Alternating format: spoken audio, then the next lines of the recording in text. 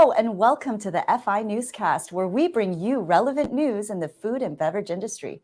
Today is Friday, March 17th, 2023. We have a great show for you today. Our special guest is Winston Song, partner at PAI Partners, a private equity firm that invests in some of the world's leading food and beverage companies. You don't want to miss that segment. I also want to take the time to thank our sponsors, HSBC Bank USA. They serve customers through wealth and personal banking, commercial banking, private banking, global banking, and markets and security services. They have centers all across the United States, and you can find out more by going to www.us.hsbc.com. Now we're going to cover some of the top stories from this week that we think are worth a second look. The financial sector is seeing volatile behavior amidst the recent fallout from regional banks such as Silicon Valley Bank, Signature Bank, and Silvergate Capital. Various U.S. bank stocks have been ebbing and flowing in the past several days, and the Dow Jones Index has seen similar effects. Credit Suisse has also been in the news. Their shares fell more than 20% Wednesday, putting pressure on European and U.S. markets. On Thursday, it was reported that the bank would receive a $54 billion lifeline from Swiss National Bank to shore up its balance sheet. President Joe Biden took steps to ease investors' concerns on Monday, saying that the U.S. government will take fast steps to mitigate the fallout from this past week. New SVB CEO 𝗟𝗏𝘳 announced Tuesday that the bank was, quote, open for business and ready to receive deposits. We continue with the release of multiple stats on the health of the economy. The Bureau of Labor Statistics has released their consumer price index for February, with overall inflation being at around 6%. That's about a 0.5% decrease from last month. The food index had the biggest change, with an increase of 9.5% compared with the previous year. Going into detail, prices for food consumed at home went up 10.2%. Food away from home numbers rose 8.4%. You see the potential start of a dip in those numbers there. In retail sales, the Census Bureau reported a slight decline of 0.5% in retail and food services sales between January and February, but the numbers are still higher than last year. Meanwhile, egg prices have fallen for the first time in 5 months, dropping by 6.7%. In related news, Dollar Tree has just announced they will no longer sell eggs at its 8,000 stores across North America due to its high prices. They do not expect to return eggs to its shelves until the fall of this year. In restaurants, one of America's largest chicken chains wants to go global. In an interview with the Wall Street Journal, Chick-fil-A and CEO Andrew 𝗏𝗏𝗂 expressed desires to grow a presence in Europe and Asia. The chicken sandwich company has been enjoying consistently strong sales in the U.S. for more than 10 years. They saw an increase in earnings by 47% between 2020 and 2021 alone. But 𝗏𝗏𝗂 has said that it is time for them to test and innovate in overseas markets to see how they do. There have been previous attempts made in past years to break into different countries, but the results were inconsistent.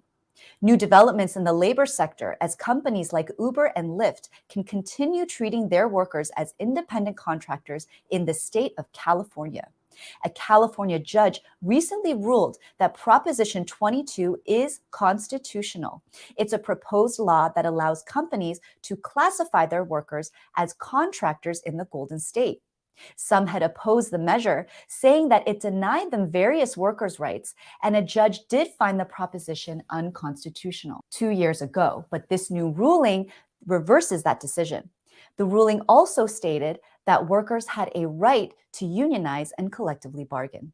And finally, one ice cream maker is back at it again, coming out with another unique flavor. Van Leeuwen Ice Cream has teamed up with Hidden Valley to produce ranch-flavored ice cream. That's right, we're talking hints of buttermilk and herbs in an ice cream.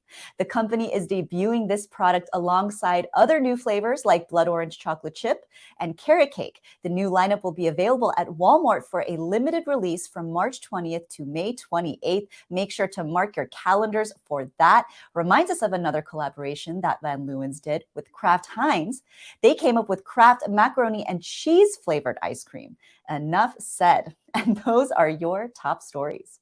We turn now to our next segment featuring our special guest for today. He is a partner at PAI Partners, a private equity firm investing in market-leading companies across Europe and North America. He is responsible for developing the firm's food and consumer sector in the U.S. and works with companies such as the Tropicana Brands Group.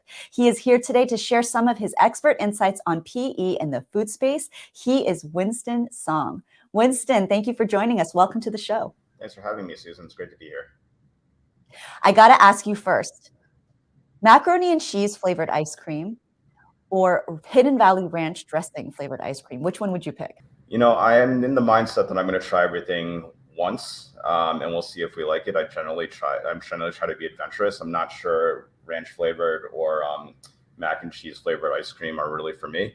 But it reminds me of a pretty interesting collaboration that we did at Tropicana before, or just an interesting innovation where we launched cereal that should be consumed with orange juice, which is a pretty interesting thing. So it's a great way to generate buzz for a lot of these brands. So, you know, kudos to them, and hopefully it generates the trial and brings more people into the brands. Very well said. I couldn't have said it better myself. We'll get right into it. Don't want to wait another second. So, Winston, you are fresh off of some very recent conferences, Expo West, one of the largest food conventions in the food industry, and you also attended a conference by CAGNY, that's the Consumer Analyst Group of New York. I know they just had an event recently.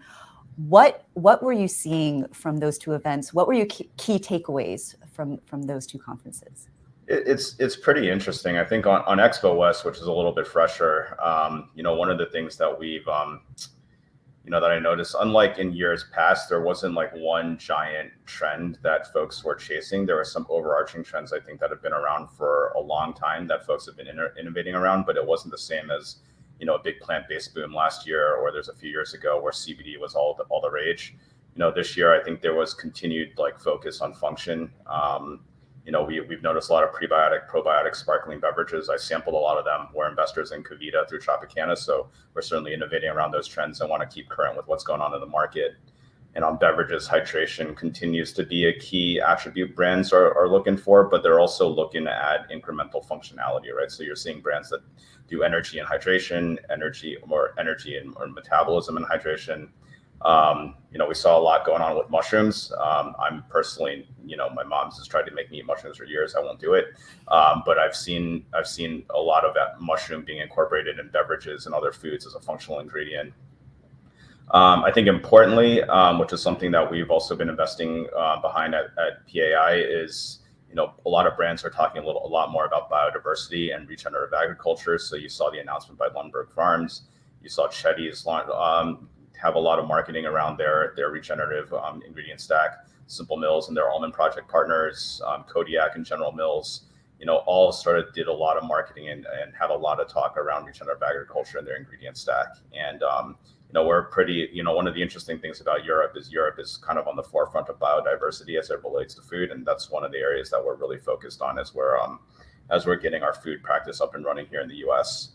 And then, you know, I think the fun part about it is, like, as an Asian, I saw a ton of innovation around boba and mochi and Vietnamese coffee. So it's great to see like our foods kind of generally becoming a little bit more mainstream here in the U.S.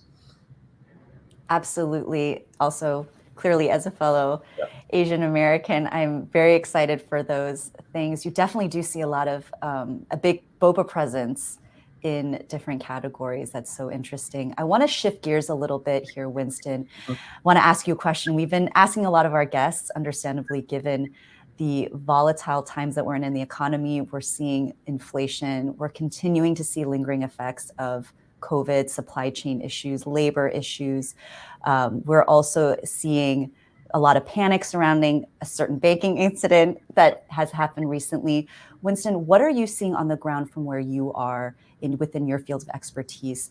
What are the implications for, you know, companies and consumers, you know, from your expertise in the PE space, in the food space? Yeah, I mean, I think the key word is, and that we use a lot, is uncertainty.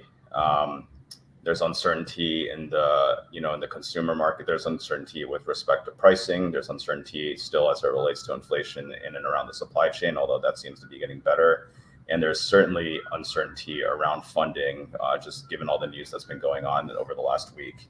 And it's been generally a pretty tough environment in general, just given how the credit markets have been a little bit up and down for deals to happen, for founders to get funding from lenders, and it's been equity funding's been a little bit tighter as well, both from a valuation standpoint and on terms.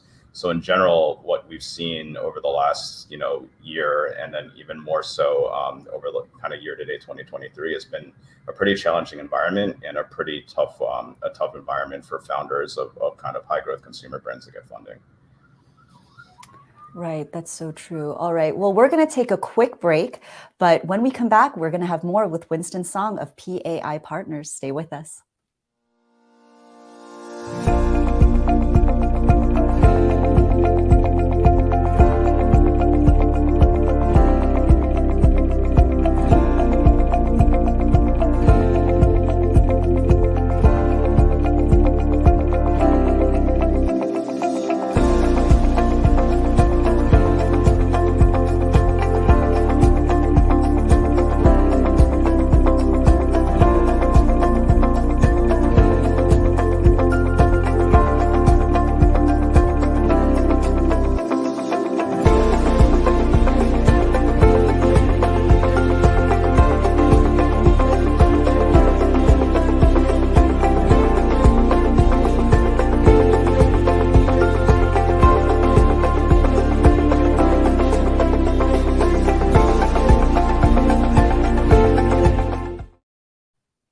All right, we are back, and we are going to get back into it with our special guest, Winston Song, partner of PAI Partners.